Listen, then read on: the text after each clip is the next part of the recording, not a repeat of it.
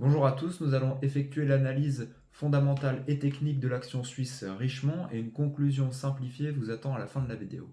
Tout d'abord, nous allons commencer par deux affirmations de fonds d'investissement. Tout d'abord, Bernstein qui prévoit un objectif de cours à 145 francs au lieu de 155, ce qui reste tout de même optimiste. Nous allons comprendre pourquoi 145 francs dans la suite de la vidéo. Ensuite, nous avons JP Morgan qui reste à l'achat sur cette action avec un objectif de cours de 150 francs. Donc, ce cours de bourse, on peut l'analyser d'abord par les bandes de Bollinger qui restent le plus gros point noir de cette action. Donc tout d'abord avec la bande inférieure des Bollinger, donc on reste sous la moyenne mobile à 20 périodes, ce qui reste une tendance baissière. Ensuite, les deux points positifs sont le croisement du MACD qui est acté aujourd'hui, et ensuite le croisement du DMI inférieur et du DMI inférieur, donc sur l'indicateur Directional Movement Index, le DMI, mais je pense qu'il faut mettre en avant la nuance de cet indicateur puisque l'élan, le momentum du DMI n'est qu'à 14 et on considère qu'en dessous de 20-25, ce n'est pas un signal assez puissant pour être un signal d'achat fort. Ensuite, nous allons voir si le stochastique ne neutralise pas le MACD. Donc, nous mettons le stochastique ici. Donc le stochastique, lui, est aussi en croisement. Donc ici, on a la concordance entre le MACD et le stochastique. Ici, donc le signal d'achat est plutôt valide. Ensuite, ce qui est intéressant de noter, c'est que l'action est très suivie par les investisseurs puisque on voit que les gaps sont facilement comblés.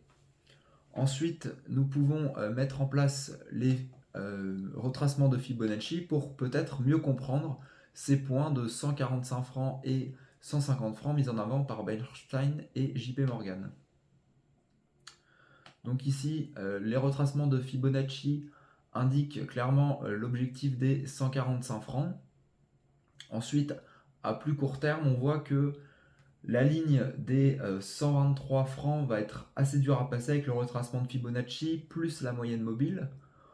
Ensuite, j'ai tracé deux obliques baissière pour montrer que le cours de bourse est dans une sorte de biseau.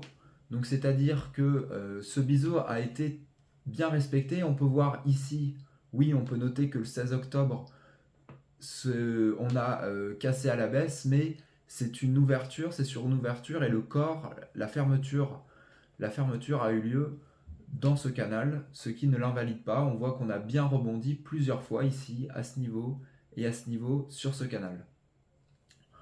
Ensuite, ce qu'il faut interpréter plus globalement, c'est le secteur du luxe qui est toujours en baisse depuis quelques mois.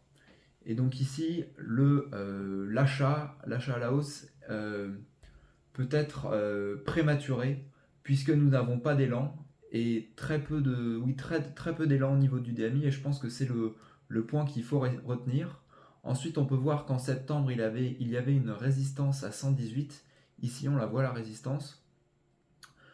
Je pense que ça a été un point qui a été cassé et ensuite où on a rebondi. Donc je pense que le cours de bourse a voulu casser les stop loss qui étaient tous à 118 francs, qui se sont placés en fait tout le début du mois de septembre.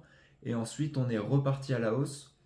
Donc je pense que ce cours de bourse n'est pas prêt de monter. Je pense qu'on va rester vraiment entre ces deux droites bleues et qu'aujourd'hui, certes, on a activé des signaux d'achat assez puissants, puisqu'on a le MACD et le stochastique qui croisent, avec le DMI, même si le DMI a un élan, un momentum assez faible.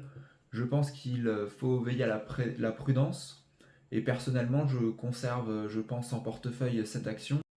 Enfin, cette vidéo est à but pédagogique, elle ne constitue pas un conseil en investissement et vous êtes responsable de vos placements.